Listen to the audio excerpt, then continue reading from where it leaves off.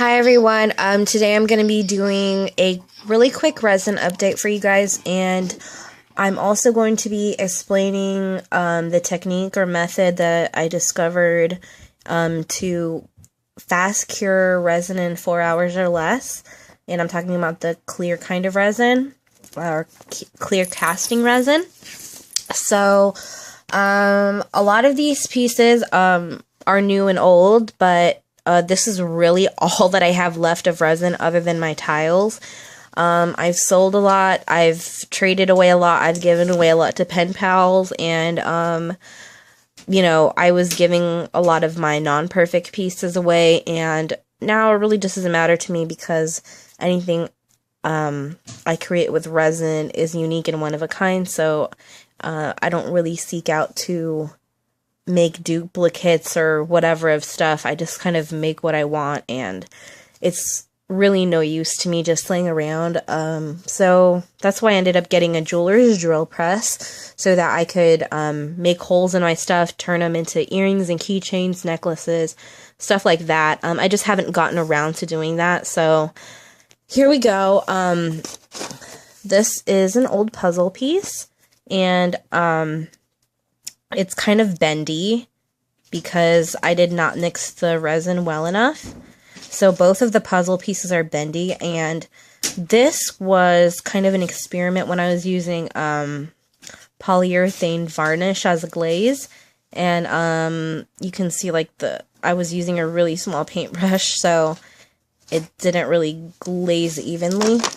And then this one is also bendy, but it's not glazed.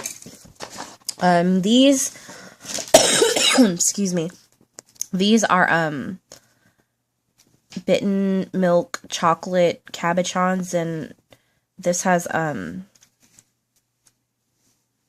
cellophane confetti in here, and this is supposed to be like a strawberry milk one, and this one has both pink and white glitter in it, and I like this one better.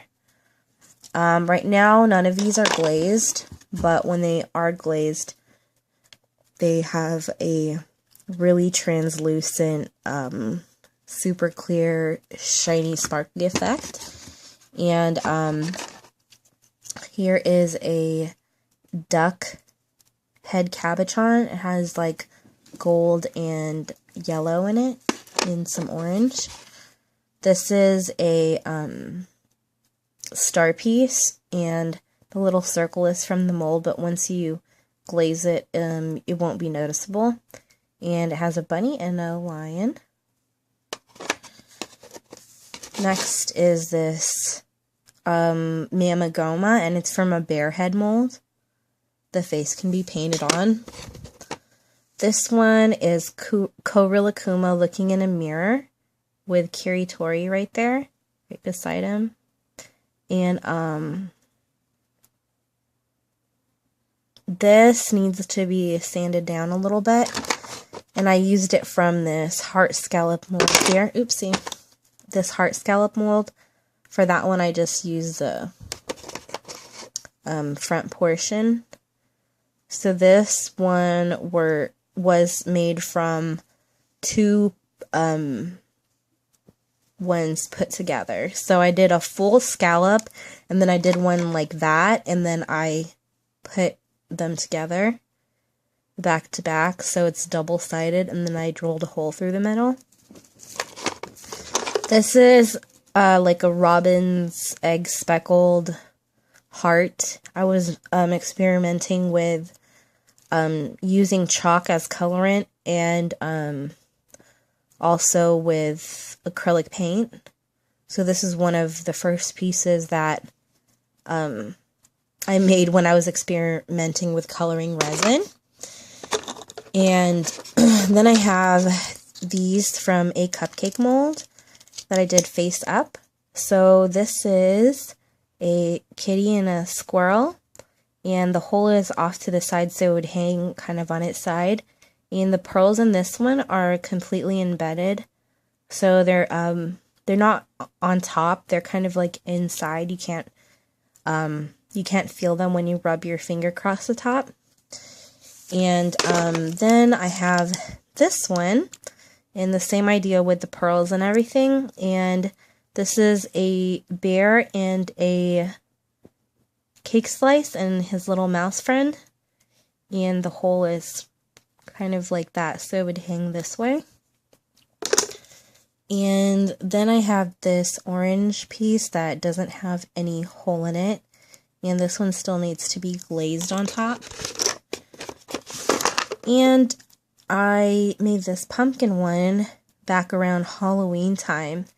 And the circle portion of the ones I just showed you was used from this kind of wavy cupcake mold. It kind of looks like a bottle cap.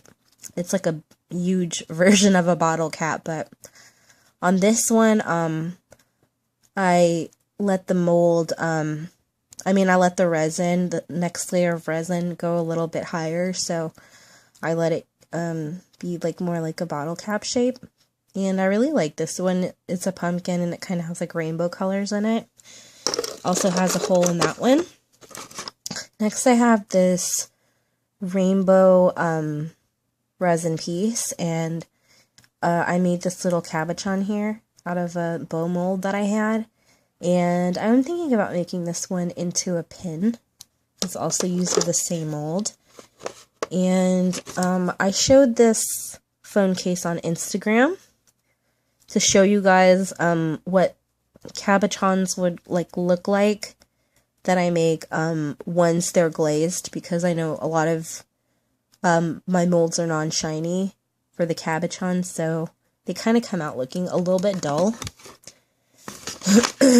Next, there's this kitty cat one, and the background has a bunch of tinsel glitter and different holographic Martha Stewart confetti. And it's mostly blue and green tones, and this one would hang on the kind of like on the side if it was made into something.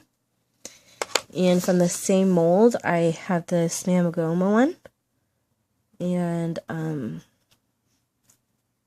it's kind of also on the side, and this one's like pink with the holographic green tinsel glitter. And this one is a bear with some sprinkles made with a shiny mold. This is from the Martha Stewart mold, and this is an example of what a non-shiny cabochon would look like before it's glazed. And over here is the shiny version, so it's like night and day. One is like a flat kind of matte, and the other one is super sparkly and clear, like water clear. And I have a bunch of these heart cabochons that are left over, and if I don't get rid of these by next Christmas, I plan to put these on dust plugs for like stocking stuffers. I also have these two, and this Mamagoma one with the star sprinkles in the back. I'm sorry. And then I have this bunny head cabochon that needs a face to be painted on, and I'm thinking about painting on a black Hawaii bunny face, like with black eyes, and then the face is black. And this is all pink cellophane glitter. These two back here, same idea with the pearls, except one of these pearls kind of like didn't get completely covered. And this is a piggy and a biscuit and a little mouse. And this one is like a Humpty Dumpty gentleman, and has a Christmas theme with some of the floating pearls. Next I have these Kiritori ones from the Rilakkuma Sweet Sticker set, and they're all different. So this one has sprinkles with a yellow background. This one has two macarons with a star sprinkle background. This one has a sprinkle background, but different color glitter in the back. And this one is a Mamagoma one with some berries and a bunch of different types of glitter in the back. And this one is sprinkles with like a fuchsia glitter background. Next, I have this Galaxy Cabochon, and I think it came out really pretty. Next, there's this dinosaur one, which my nephew made. It was his first resin piece, and I think he did a really good job, and I put a hole through it.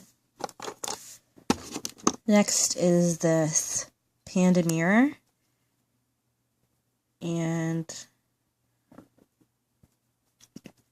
it's a tiny mirror.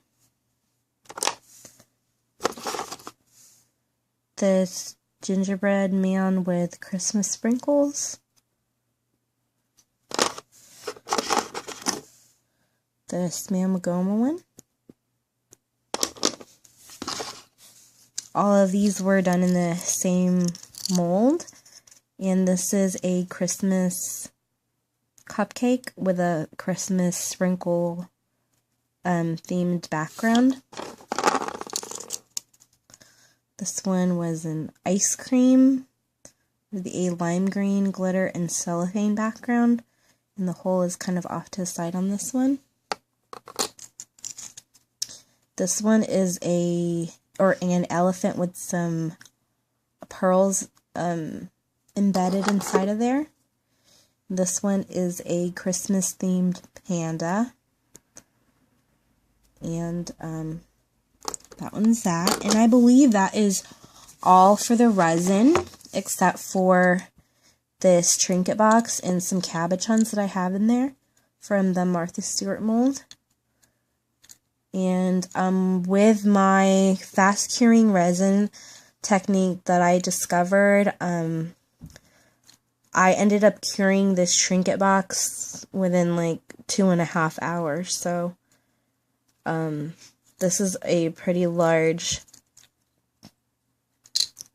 thing to cure from resin. So I'm going to go ahead and show you guys my cold porcelain baggie of cabochons, because I want to let you guys know that I paid like pennies for each of these cabochons because I made them all myself. And yeah, I plan to do more cold porcelain videos in the future. If you guys want to see, let me know. But anyways, so the long story to the resin technique is that you basically need some form of heat, and heat will speed up the resin and the hardener combining chemically, so it'll speed up the reaction and it will inevitably cure your resin. And there are many different ways that you can heat it up, such as having a space heater, or using the heat from, you know, baking cookies in the oven or something, using leftover heat from your oven. And I'm going to describe to you exactly what I do, which is heat my part A and part B of my clear cast resin for about 30 minutes in front of a space heater until the bottle is really warm to the touch, like about as warm as if you drank a cup of warm tea or coffee, what the temperature of the mug would feel like. And after you warm it, you want to stir it. Normally you'll notice that it's more runny than when it is at, say, room temperature if it's cold. And the reaction happens a little bit faster. So instead of, you know, stirring for 20 minutes, you notice you might only have to stir for 5 or 10 minutes. and it's basically ready to pour. And once you pour your resin in your molds, what you want to do is have it in the direct heat source. I put mine in front of a space heater, and the space heater needs to be running pretty much the whole time if you want it to cure even faster. But if not, then, just make sure that the molds that have the resin inside get warm enough to where it's the same temperature of that example I gave you guys earlier about touching a warm or hot coffee or tea mug after you drink in it. It's not going to be so hot to where you can't touch it, but it gives you like a significant amount of warmth. So what you do is you put in front of a space heater. I don't suggest a blow dryer or anything like that. I think you could use a heating blanket or something like that, but you would have to really keep your eye on it, or a heating pad, and crank it up, because I don't know how safe that would actually be. But anyways, though, or you could like really ruin it if you use it for something else. So basically, I put in front of the space heater, allow it to heat up, and every 15 minutes rotate the mold like a quarter turn, to where after about an hour, what you want to do is remove it completely from the heat of the space heater, whatever heat source that you're using, and let it cool to where you don't feel any warmth coming from the mold at all anymore. And once it completely cools from that stage, from being in front of the space heater to being cold enough to hold and notice that there's no warmth coming from it anymore, then you want to put it back in front of the heater and repeat the same process by rotating the mold every 15 minutes and removing it from the heat every hour, allowing it to completely cool.